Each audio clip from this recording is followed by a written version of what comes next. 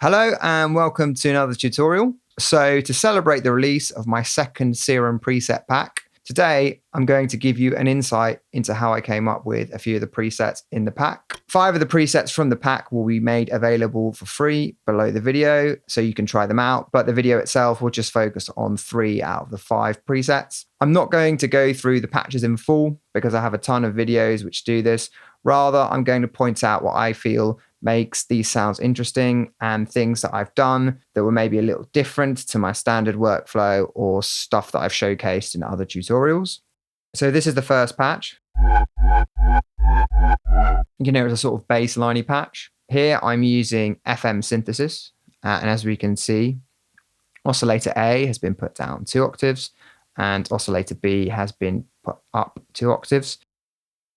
Increasing the octaves here is what gives the sound that kind of high metallic quality. We've also got a low pass filter being modulated in this patch. The interesting thing I wanted to point out about this patch is how I've used pulse width modulation in oscillator B, which is modulated by LFO1 here.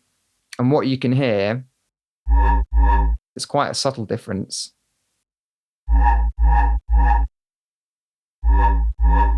As you can see, the width of the sine wave is being changed by this modulation. And yeah, it just adds a little bit more subtle movement. So from this, we can conclude that pulse width modulation is a great way of adding a bit more movement to patches. Now here's the second patch.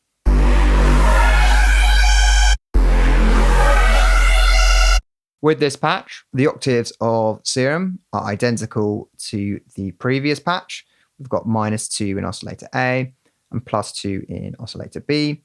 Again, we are using FM synthesis here. However, in this case, the FM synthesis is being introduced by LFO2, and it takes a bar to fully ramp up. Oscillator A is a very harmonically rich waveform, and they work well for these kind of aggressive sounds.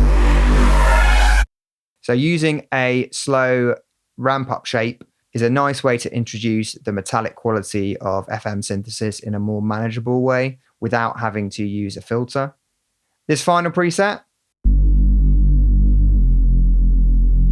is mainly to demonstrate that sometimes you don't need loads of modulation or harmonically rich waveforms, especially if you're trying to make a more subtle sound.